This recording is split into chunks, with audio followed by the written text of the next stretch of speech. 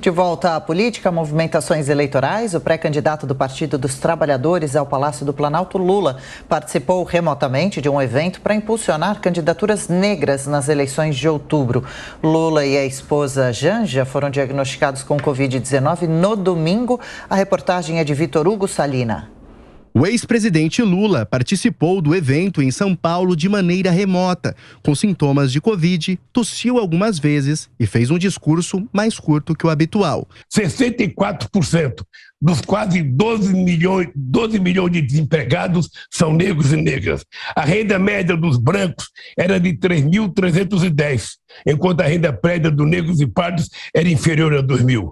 Maiores vítimas da pandemia, 57% dos mortos pela doença eram negros e negras, enquanto os brancos foram 41%. Lula e a mulher Janja foram diagnosticados com Covid no domingo.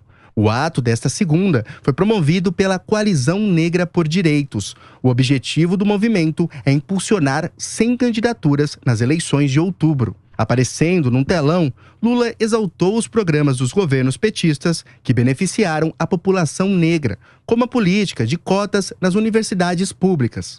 Eu fico muito feliz com a aprovação da lei das cotas, eu fico muito feliz com o Reúne, com o ProUni, com o FIES, porque isso permitiu, e eu tenho ouvido pelo Brasil inteiro, em todos os lugares que eu vou, as pessoas vêm me abraçar e dizer: ô Lula, eu sou o primeiro da minha família, eu sou a primeira da minha família a ter um diploma universitário, eu sou a primeira a passar num concurso, e nós precisamos ter muita gente fazendo concurso no Ministério Público, sabe, no Poder Judiciário. Nós queremos muitos negros e negras fazendo concurso no Banco do Brasil, na Caixa Econômica Federal, em todas as repartições públicas, porque o nosso país tem que ser resultado da nossa cor.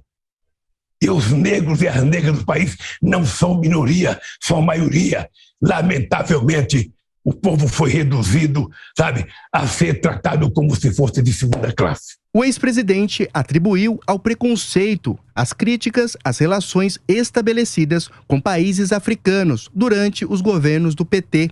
Negócios firmados com as nações da África chegaram a ser alvo de investigação por suspeita de favorecimento a políticos e empresários. Eu tenho orgulho de ter visitado mais de 30 países, aberto embaixada em 19 países, e eles abriram 19 embaixadas aqui.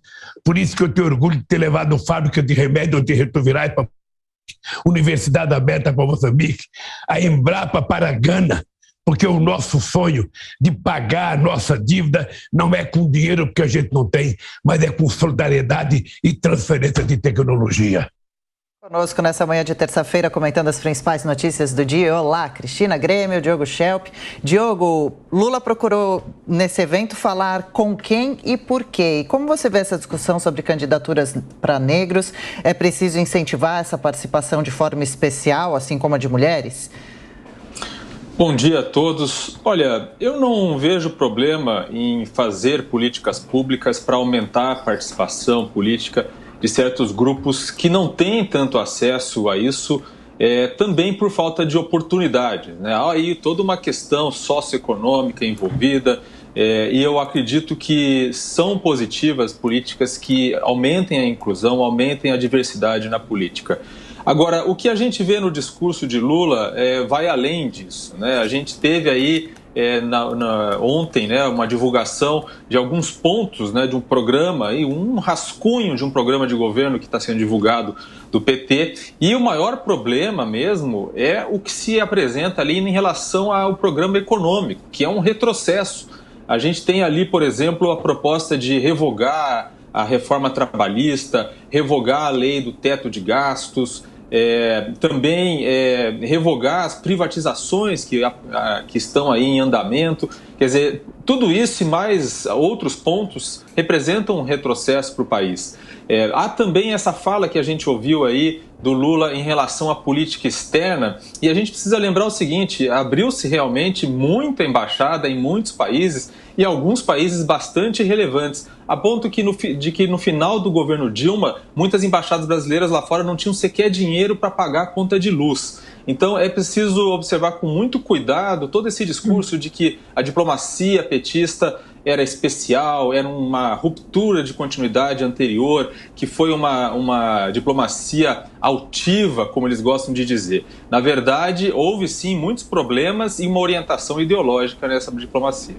Pois é, Cristina, o Diogo chama atenção para esses 2 pontos do programa de governo, o teto de gastos e também a questão da reforma trabalhista. E mesmo doente, o ex-presidente tenta mostrar a cara e participar, mesmo de forma remota, desses eventos. Cris.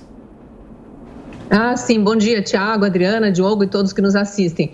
Ele tem que mostrar a cara porque ele já está sumido demais, né? Ele não vai às ruas, ele se fecha em bolhas, ele está cada vez mais radical, então ele precisa, pelo menos para a sua militância ali, manter alguma atividade. Eu achei bem importante que o Diogo destacou essa questão das embaixadas, porque eu queria alertar aqueles que eventualmente estejam envolvidos por toda essa narrativa bonitinha da esquerda, empática, pró-distribuição melhor de rendas, preocupado com os pobres, com as minorias, que há sempre meias verdades nessa história. É muito ruim quando ele traz, abrir 19 embaixadas em países muito pobres, mas ele não traz o resultado. O que isso gerou? O nosso investimento, o dinheiro do contribuinte brasileiro investido nesses países, gerou alguma melhoria de qualidade de vida para a população daqueles países? Pelo menos, se era essa a intenção, ser solidário, como ele diz? Não, como o Diogo falou, a gente sabe de embaixadas que precisaram fechar porque tinham dívidas tamanhas que sequer pagavam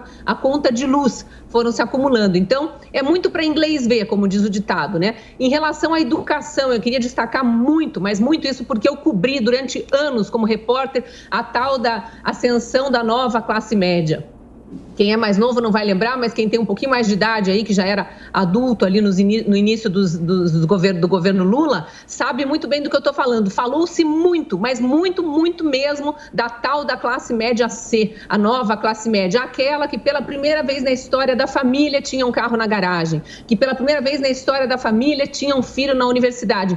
Ótimo! Só que o que aconteceu com essas pessoas? Sumiram ainda dentro do governo PT. Por quê? Se endividaram além da conta. Então, o que o governo Lula fez foi abrir crédito a rodo. As pessoas compravam um carro para pagar em 7 anos. Isso não existe. Em 7 anos, o carro já está parado na mecânica com 1000 problemas. Essas pessoas não pagavam seguro para o carro, batiam o carro, perdiam o carro. Muitas tiveram o carro confiscado, a imensa maioria, na verdade, porque eu também cobri isso como repórter. Os carros foram confiscados por falta de pagamento. Então, o que o governo PT vendeu foi ilusão. Em relação à educação, isso é muito triste, porque esses estudantes mais carentes entraram sim na universidade, em universidades que o governo PT também abriu pelo Brasil inteiro, universidades particulares com cursos de péssima qualidade. Os que conseguiram se formar não conseguiram entrar no mercado de trabalho porque aprenderam pouco ou quase nada. E aqueles que conseguiram se formar, quase todos super endividados. Quem foi que resolveu o problema desses endividamentos? O governo Bolsonaro, agora com o perdão das dívidas do FIES. Então, tudo isso precisa ser dito para as meias verdades não parecerem verdade absoluta.